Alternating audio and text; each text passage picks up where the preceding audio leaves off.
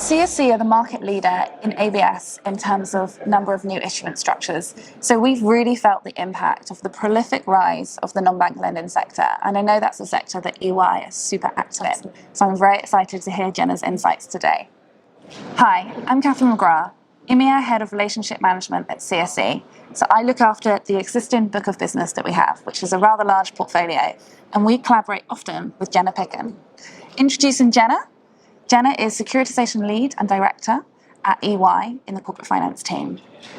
First up, Jenna, in your experience, what are the most common areas where originators require support and guidance, and how are you able to address these issues?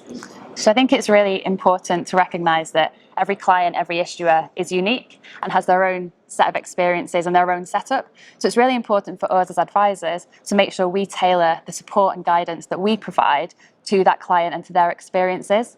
So for some clients, that might be helping them understand the end-to-end process of securitising. There's lots of work streams that are involved, lots of things to get done. So we can provide help and guidance with that. I think for less experienced originators, we can support them in perhaps understanding some of the structural features that might be different to how their current financing structures work. And we do lots of work with originators on that. And then one thing that's common across all types of issuers is data.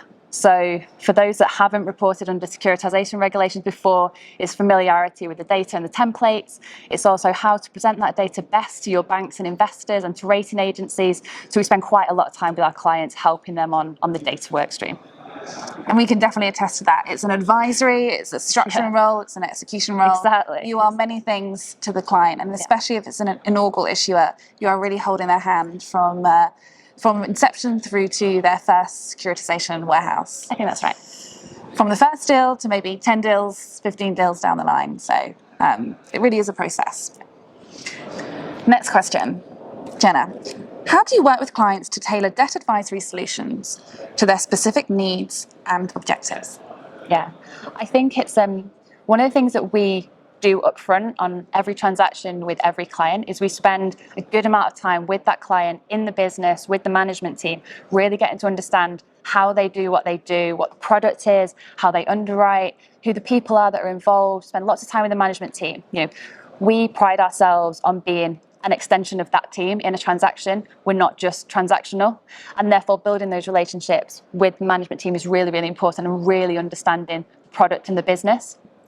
I think one of the really important questions that we ask up front is, what do you want to achieve out of the transaction? Because there can be many reasons that people want to do a securitization, whether that be a private warehouse or a public deal. And so really understanding what the client wants to get out of the transaction is really important. And then as we go through the transaction, keeping that at the forefront of mind and making sure that the structure that is being put in place is delivering to that is really key. Thanks, Jenna. What are the top tips you would give to new issuers coming to market? So I think there's probably three key areas that I would immediately go out with. I'd say planning is really key. So as I said earlier, there's lots involved in getting a securitization done, whether that be a private warehouse or whether that be a public transaction, lots of work streams, lots of third parties involved, the likes of yourselves. So planning and having a really good plan with key milestones is really, really important. And understanding who's going to be responsible, whether that's in the team or with your advisors, for delivering on each of those milestones is also really key. To make sure that everything gets done and you don't get down to the last minute and there's something which may seem quite minor but is really critical that needs to be done and that person's not there. So then that's the first thing. I think the second thing for a debut issuer is actually spend some time before you want to come and bring the transaction, actually going around educating investors on who you are, what your business does and what your product is. And then that can make it much more easy when you actually come to selling the transaction. The investor already knows you, already knows the business, and they can concentrate just on the transaction itself, what assets are in here and the analysis that's been done.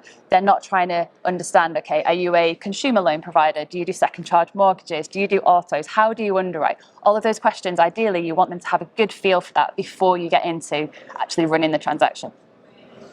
And then I think thirdly, if you surround yourselves with people that you can turn to for advice during the process, and that can be, say, advisors like ourselves, but also your third parties at your point, your lawyers, your corporate service providers, lots of other people.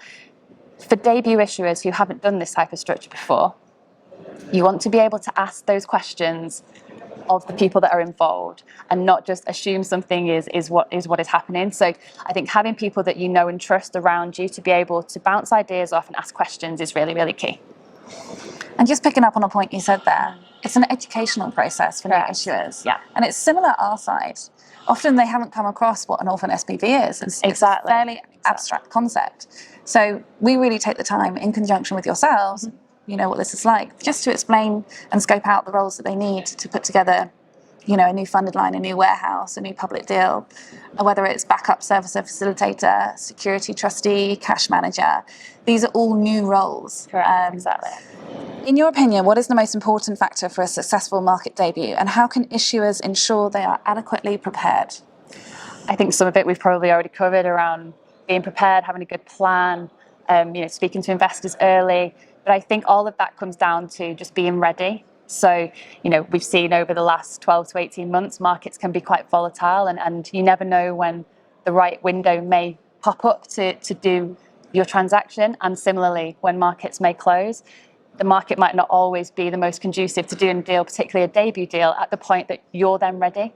So I think being ready as early as you can. And I think for a debut issuer, that's around, have you gone through all of your data? Can you do your reporting? Have you prepared your investor presentation? Have you done that kind of getting to know investors?